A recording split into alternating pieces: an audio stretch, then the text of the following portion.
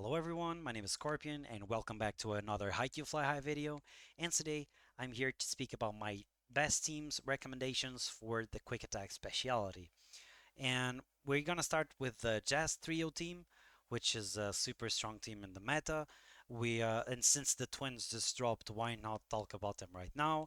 Because if you guys want to use the team, you obviously need the Twins. So first of all, we have Nishinoya and Kageyama and Hinata, which are apart from the Jazz. We have both twins and we have the Kamamadai duo. And before I actually start speaking about the synergy in between the whole team, I want to actually take a look at Kageyama's kit first. And first of all, uh, when Kageyama is on the court, your player's set power increases by 40% of their set stat.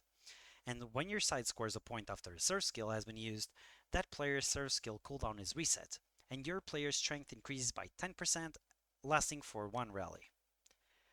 His skill number 2 is a serve skill, and Kageyama performs a jump serve with 160% of his serve stat and is guaranteed to be critical. Your player's quick attack power increases by 60% of their quick attack stat, lasting for one rally. So we can already see how this will be helpful for example, AtsumuMiya, because on his skill number 2, he's also able to do a special serve skill. And since Kageyama is able to reset those skills every time you win a point, it doesn't matter if it's from a service ace or from a normal point being done in a rally, you just need to win the point. You will also, simply by him being on the court, be able to get 10% strength and 40% set stat on all your characters. Um, as well as when Kageyama is actually doing his serve skill, it will be critical, and he will also be able to give your character 60% of their own quick attack stat, lasting for the whole rally. The most important skill here is the skill number 3. So skill number 3, when Kageyama is on the court, when a player on your side uses a set skill, your other players gain 1 stack of dominance. Each stack of dominance stack increases their set stat by 2,000 points. You heard me right, 2,000 points. While Tobio Kageyama is on the court, when the player on your side with dominance uses a set skill, all dominance stacks are consumed, and the current set and spike will be guaranteed critical. For each stack of dominance consumed, your player's set stat will also increase by 5% up to 20%, and quick attack stat increases by 5% up to 20%, lasting for 2 net crossings. So how is this helpful in this team? So if you guys take a closer look, we have about 4 setters in this team. Since OsamuMiya has on his skill number 2 a skill that is a set skill, and also he's able to become an ultimate, Kageyama will help him very much with this. And you have AtsumuMiya, which obviously has a set skill.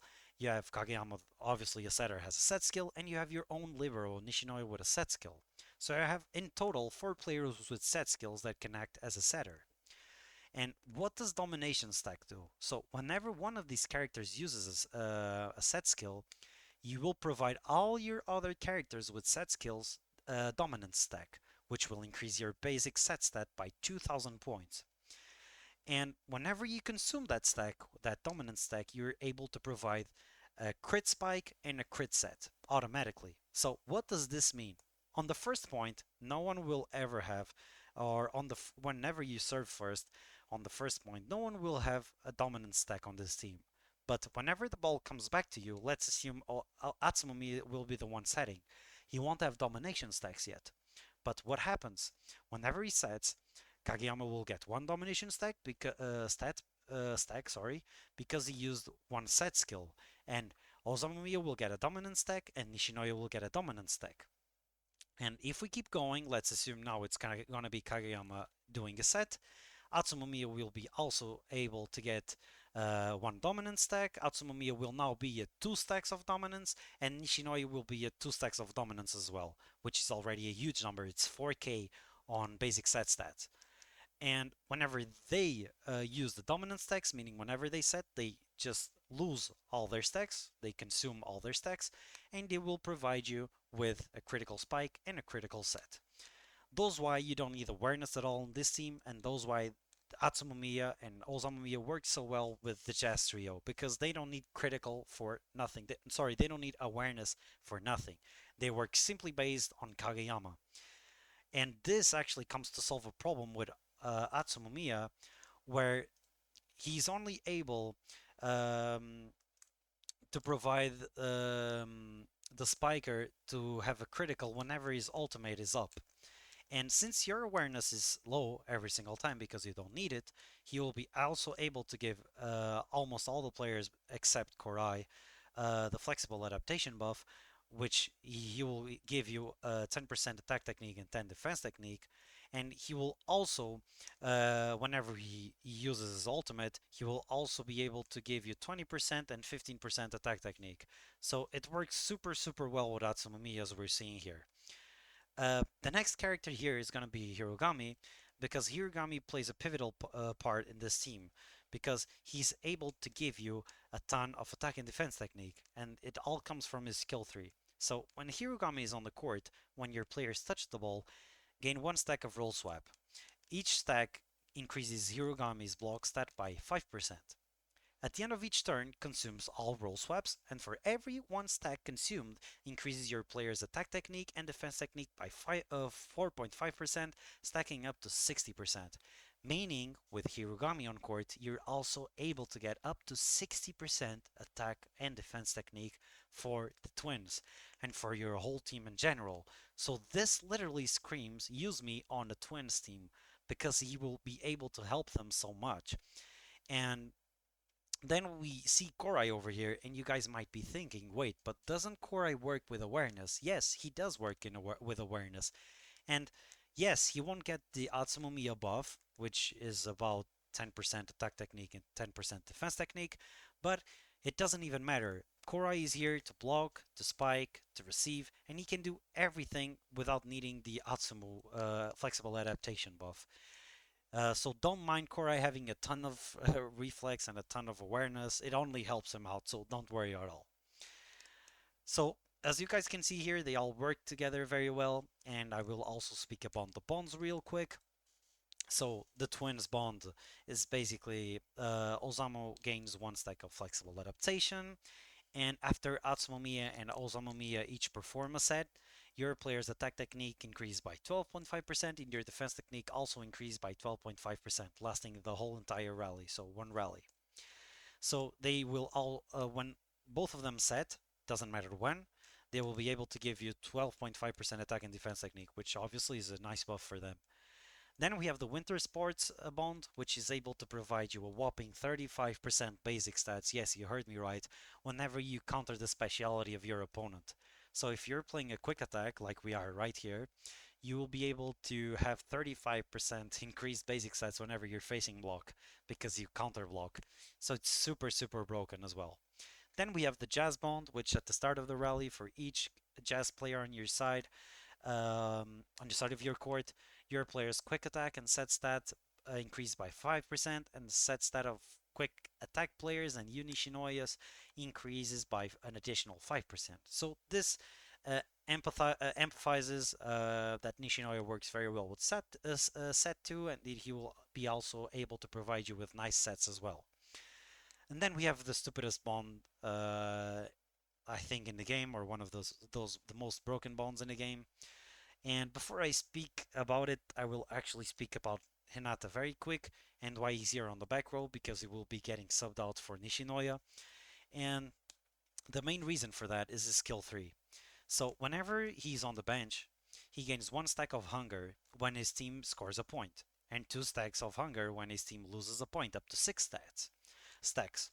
For each stack of hunger, Hinata quick attack power increases by 100% of his quick attack stat, and his quick attack stat increased by 10%, meaning you can stack up to 600% quick attack stat with him being on the bench getting these hunger stacks, which you will be able to have because he's going to be on the bench for a little bit.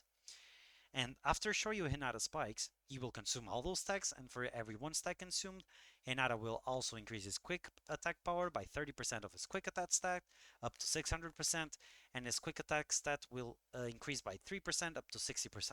So he's just a buff monster for himself as quick attack, and the only way for you to be able to play Hinata the whole entire game without him being out of the court is actually if you have him Resonance 4.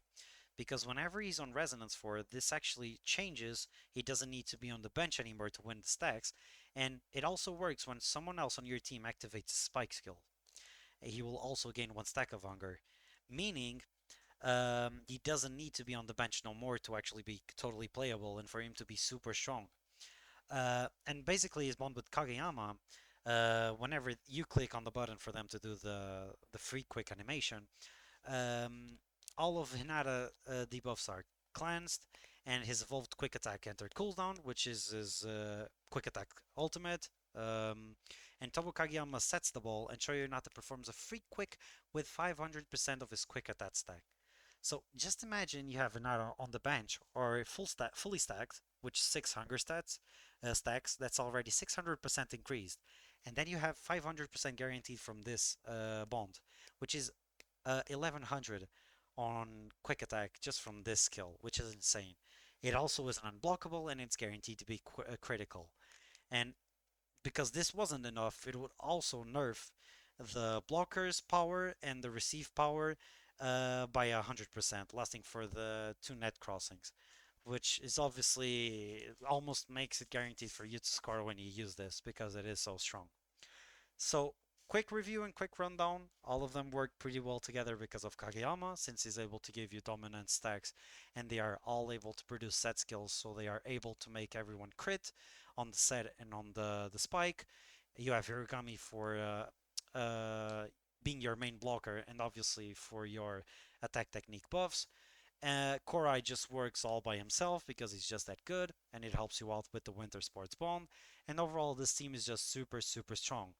Um, Kageyama is also able to provide you with a lot of quick attack, and overall, like I said, the twins are made for this team. This team is made for twins. They don't need awareness for nothing. They can crit simply by existing, and for having a whole bunch attack technique, they will increase a super high number. So this team is my go-to for quick attack enjoyers.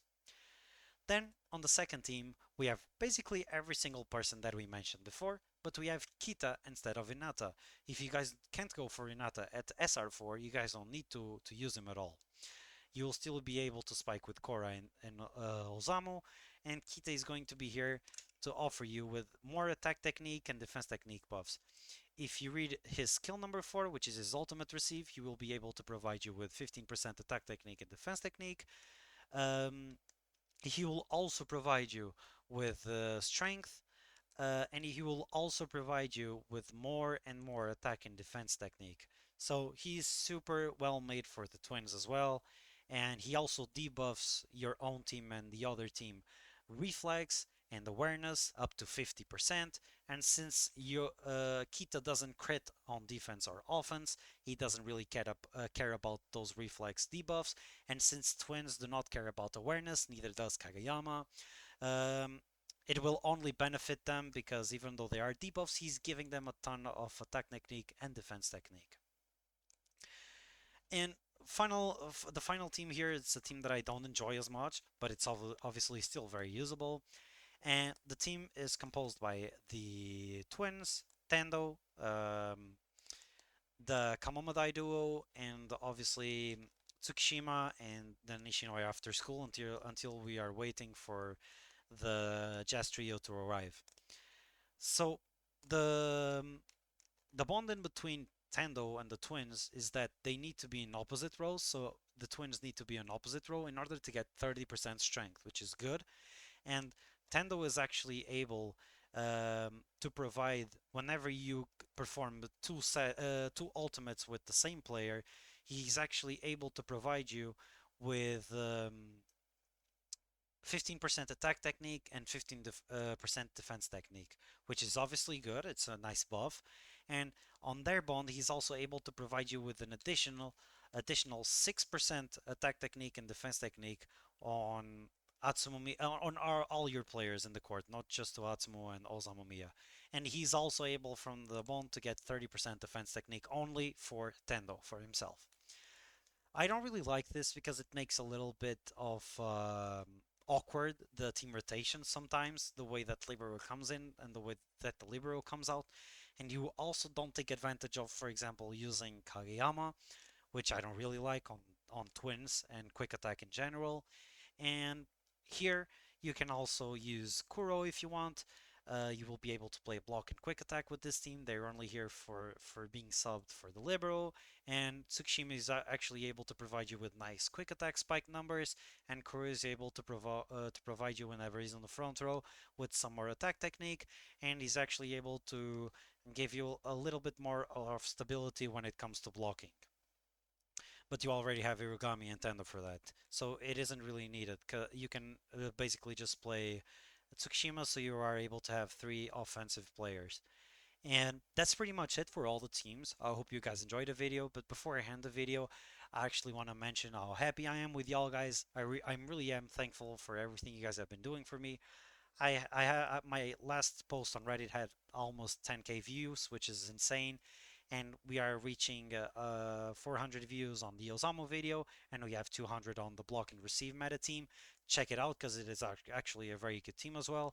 We are already on 33 subscribers, which isn't a lot, but I'm super happy already. So thank you so much once again, guys, for watching the videos, and I hope you guys enjoyed. And peace. Thank you so much once again, guys. Bye bye.